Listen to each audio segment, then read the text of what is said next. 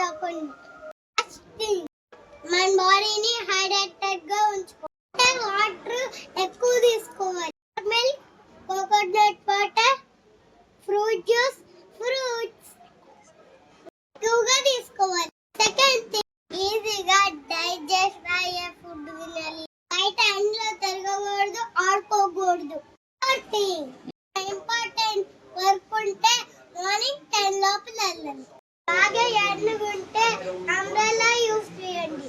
మనకి కంఫర్ట్ గా ఉంటే బట్టలు